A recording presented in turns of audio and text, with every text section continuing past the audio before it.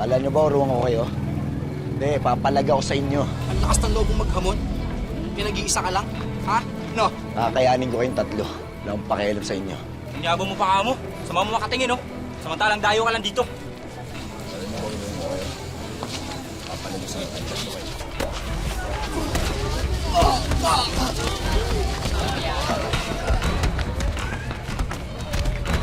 Ako yung anak ko!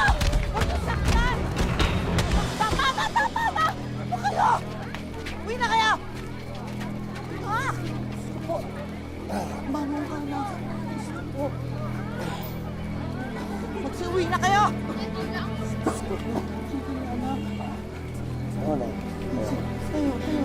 Sa'yo.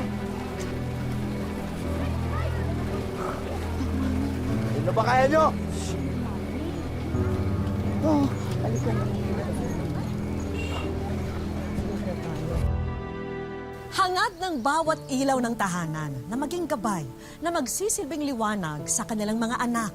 Pero sa kaso ni Nanay Lina, hindi niya akalaing ang sobrang pagmamahal sa anak niyang si Joseph ang lalo pang magtutulak para lalo pa itong masadlak sa dusa.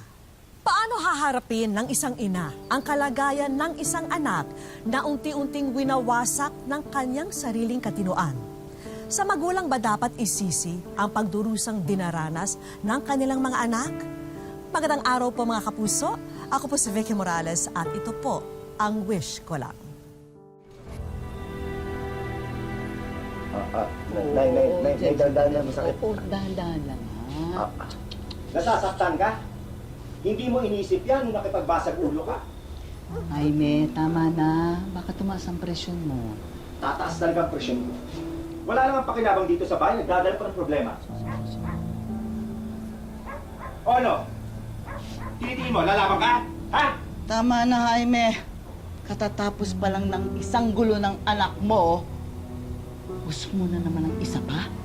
Alam mo, kasalanan mo rin ito eh. Kinukonsinti mo.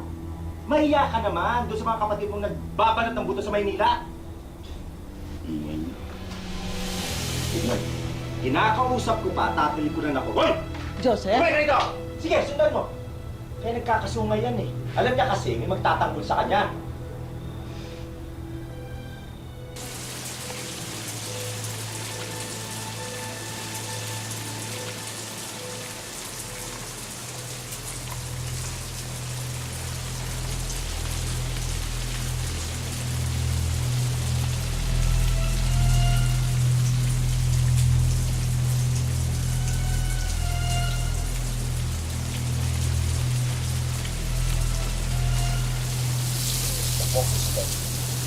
Huwag ako susundan! Sabi naman mo ako susundan eh!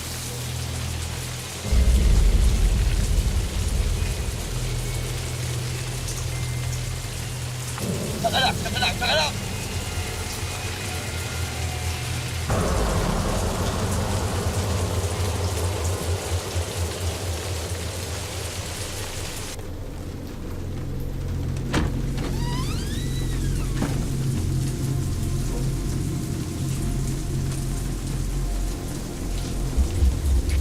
Diyos ko, anak. Kanina pa ako naghihintay sa'yo. Tambas-ambasa ka. Ano nangyari sa'yo? Sandali. Hihirang bata ka. Oo. Saan ka ba nagsusuot? Upo ka muna. Palit ka.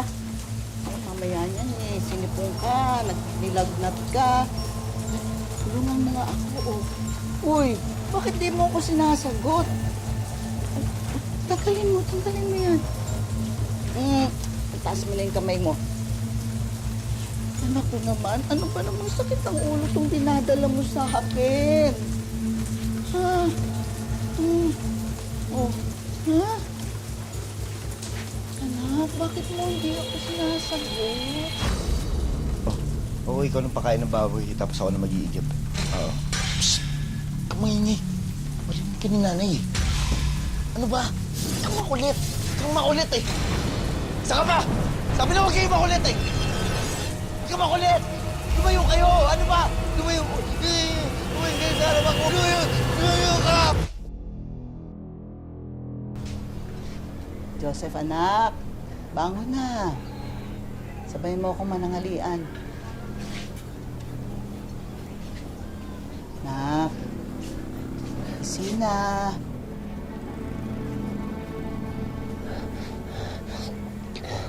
Ay, Diyos ko po. Ang taas ng lagnat mo.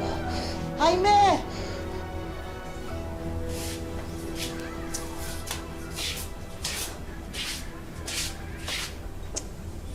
Marcelina, magpirme ka.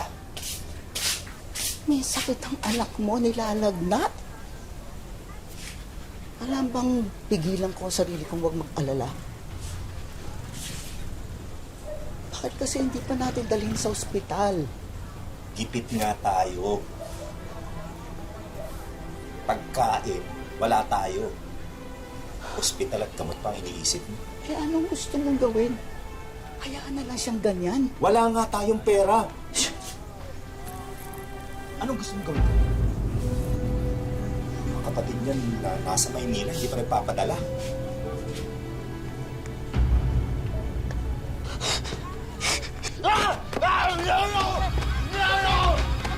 Joseph!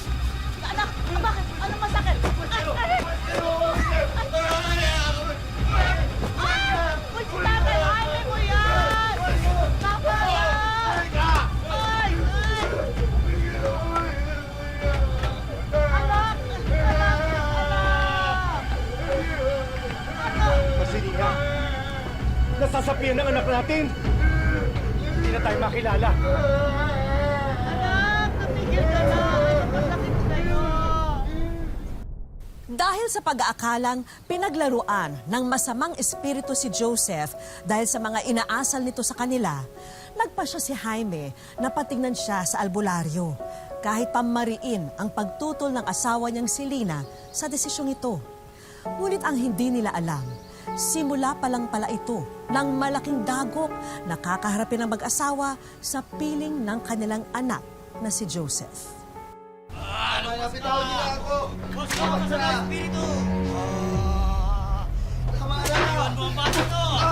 Ano pa ginagawa niyo sa akin, Diyos? Sinasapian! Ayasan mo siya! Nay! Tulungan niyo ako dito, Nay! Tama na! Nasasaktan ang anak mo! Hindi nasasaktan ang anak mo, Lina. Hinahanap ko lang kung sino nagpapahirap sa kanya.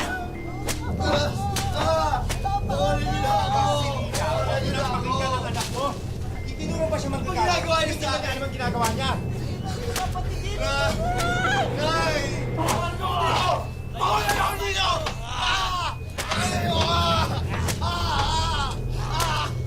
Ano ba ginagawa niyo sa akin? Hindi naman ako sinasabihan!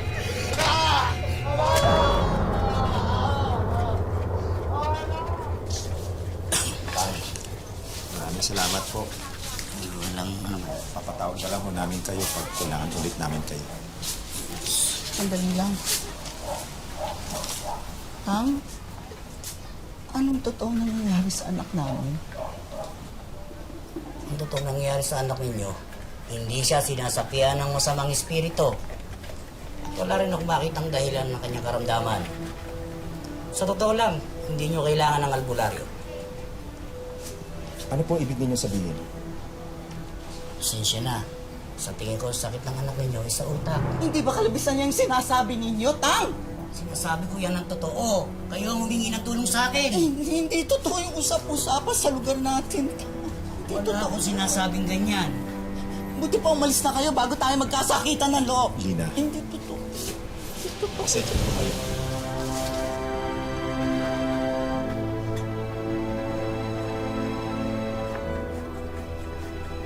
Higa na. Lina! Higa na. Ah, Tutuwa ka sa dala ko. Oh. dami. Joseph, oh. Maglalaga ako ng kamote para meron tayong pamerienda. Napakain muna ako ng baboy, ha? Tama na siguro ito.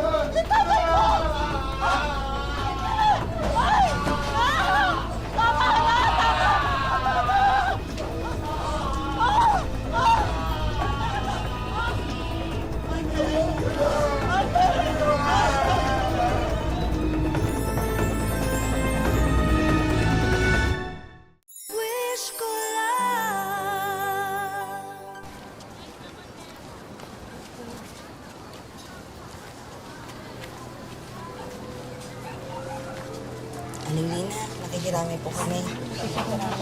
Salamat po, salamat. Hindi naman po sa nangingialam ha. Paano na po kayo niyan ngayong wala na si Mang Jaime? Paano? Sa piling po ni Joseph. Mawalang galang na lang pero walang kasalanan ng anak ko sa pagkamatay ni Jaime. Aksidente lang nangyari. Aling Nina, alam naman po natin na alam niyo yung sitwasyon ng anak niyo. Bakit po hindi niyo na lang kayo siya daling sa mental hospital yan si Joseph?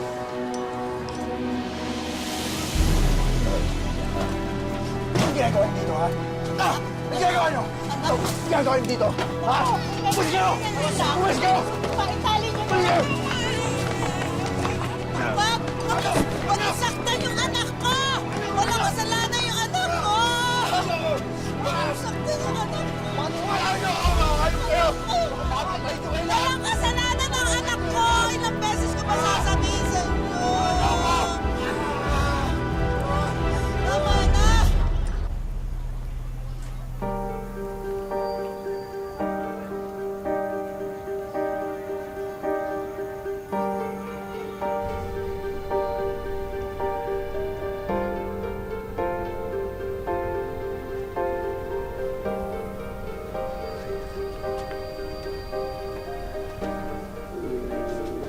Nak? Nak? Kain ka muna, oh. Kain ka muna. Kain ka na.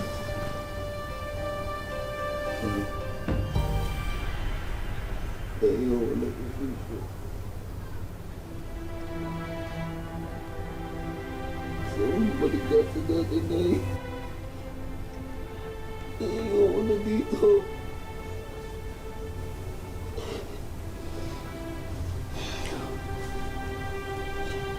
Ayoko na dito, Nay. Anak ko. Anak. Konting tiis lang, anak. Konting tiis lang, anak. Pag nakaipon ako, ipapagamot kita. Mahal ka na, kain ka na. Malakas ka. Para gumaling ka agad, ha? Malakas ka, anak.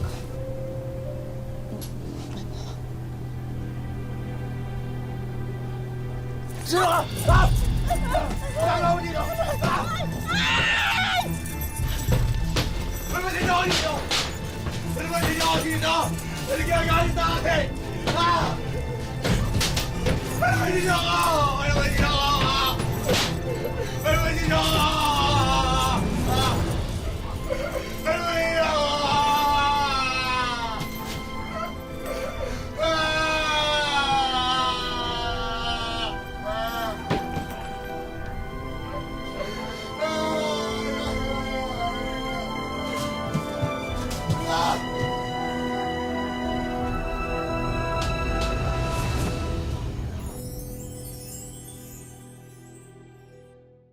Wish ko lang.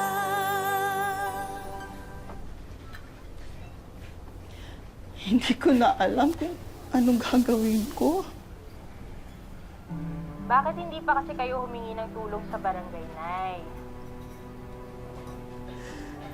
Ilalayo niya siya sa akin.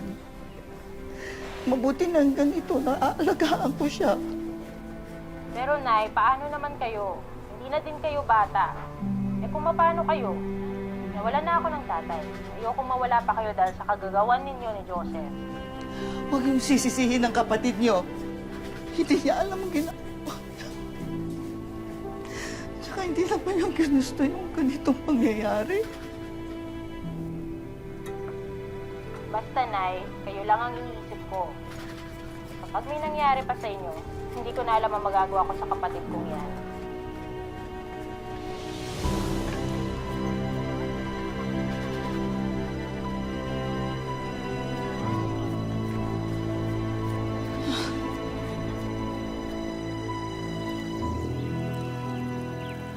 Bili po kayo.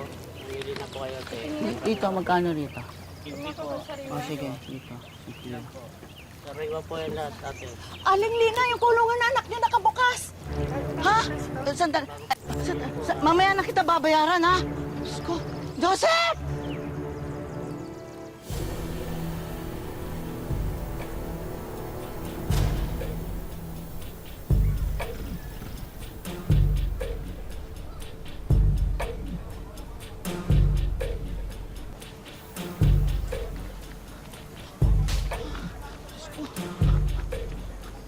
Anak?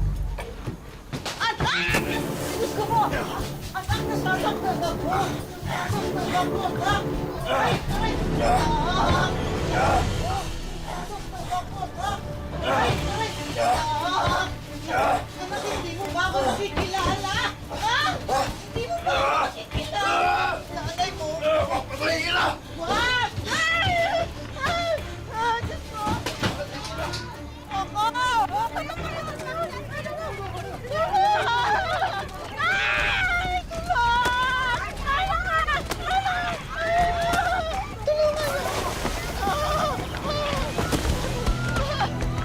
Tama na! Anak ko yan! Huwag yung saktan! Hindi siya kriminal! Bitawan niyo ako! Tama na! Tama na!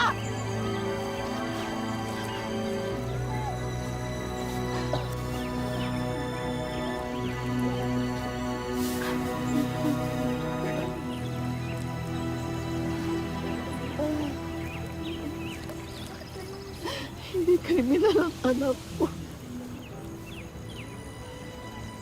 Hindi kriminal ang anak ko. Huwag man kayo sa anak ko.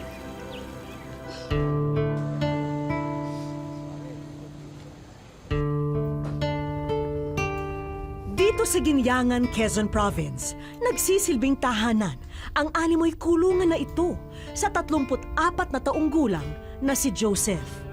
Taong 2000 nang takasan daw siya ng katinuan. Labag man sa loob ng kanyang pamilya na siya'y ikulong, ito raw ang tingin nilang mainam na solusyon sa kanyang sitwasyon.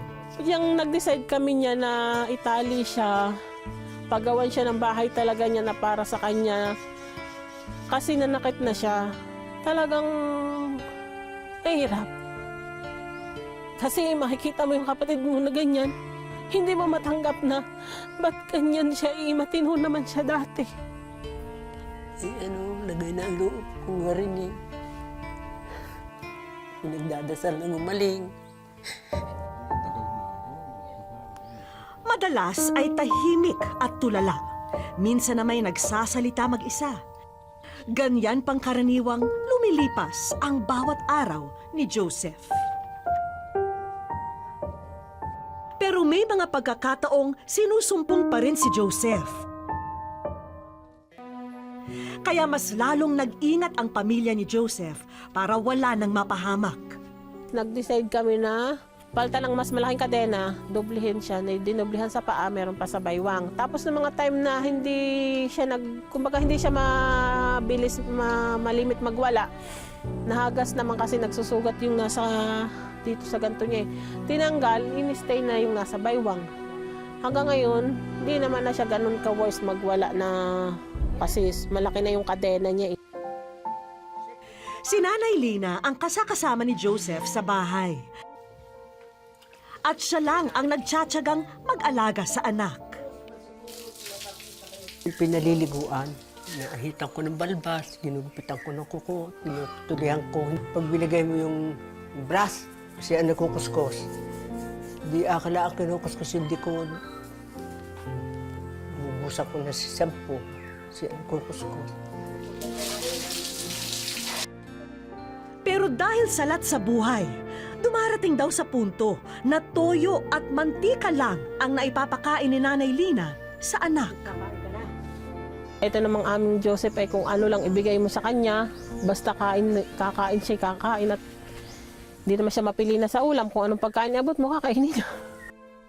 Sa pag-aalaga ng baboy, kumukuha ng iba pang pantustos si Nanay Lina.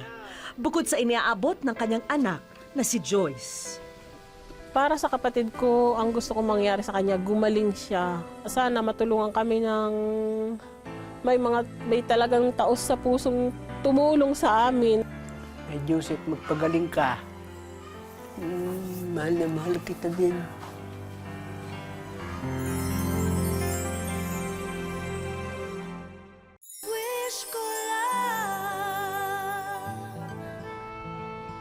Isang team ang binuo namin na tutugon sa paggaling ni Joseph.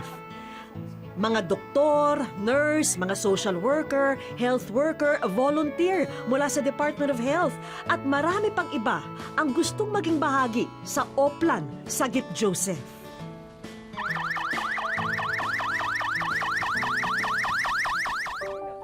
Habang ang isa naming grupo, naabutang nanunood ng telebisyon, sina Nanay Lina at Joyce.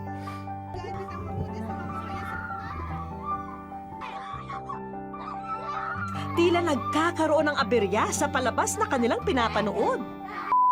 Pansamantala naming pinuputol ang programang ito para sa kapapasok lang na mahalagang balita. Hi Joyce! Kayo ay nasa wish ko lang. Nakarating sa amin itong wish mo para sa iyong Nanay Lina at kapatid na si Joseph. Kaya, ready na ba kayo sa mga inihanda naming sorpresa para sa inyo? Hindi makapaniwala si Joyce sa kanilang napanood. Sobrang salamat, sobrang natutuwa kasi sa tagal-tagal na panahon matutulungan niya yung kapatid ko. Tapos yung nanay ko, para sa kanya to kasi awang-awa na ako sa nanay ko sa pag-aalaga sa kapatid ko. Hindi ko makataniwala nung mangyayari ito kasi dati nanonood lang kami.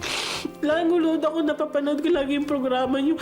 Kasi nga hinihiling ko na sana maghimaya ang Diyos na makaabot kayo dito. Yung tulong na ginagawa niyo, maabot kami ng tulong niyo. Kaya Narito na ang mga sorpresa para sa mag-iina. nanganak agad ang baboy mo. Ang laki na! Oh, 3 agad! Uwis ko lang. Una na riyan ang mga damit para kay Joseph. Sabi mo, walang susuotin. Ngayon, meron na. Uteng inay. Ang gaganda. Hawakan mo. Siyempre, sinamahan na rin namin yan ng cellphone para kay Nanay Lina. May pandagdag pagkakakitaan din kaming kaloob dahil ang 3 little pigs na ito, inyong-inyo na rin. Sinamahan na rin namin yan ng feeds na magpapalusog sa kanila. Ay, inahinin ko yan. May kapalit ng inahin nila. Narito rin ang medical assistance na maaring makatulong sa inyong pagpapagamot kay Joseph. Pero hindi pa riyan nagtatapos. Samahan niyo kaming salubungin ang mga taong tutulong sa iyong kapatid Joyce. Musta po kayo? Nilapitan na rin ni Doc Evelyn ang pasyente. At dahil matagal na panahon na rin nakakulong dito si Joseph, hindi na raw nila alam kung nasaan ang susi. Joseph! Gusto mo ba tanggalin natin yung... Kaya ang kaibigan natin mula sa Bureau of Fire Protection na ang magtatanggal ng mga kadena kay Joseph, kaagapay ang ating kapulisan. Tayo, suot mo shirt mo. Dali, ganda ba? Hindi matatawaran ang saya na nararamdaman ni na Joyce ng mga oras na yun. Tanggal na tayo. Wala nang mabigat sa bayong mo. Punta mo.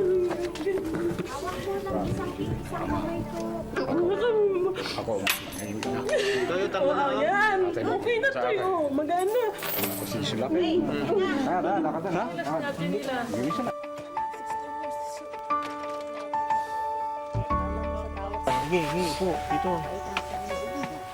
Sinimulan ng suriin si Joseph.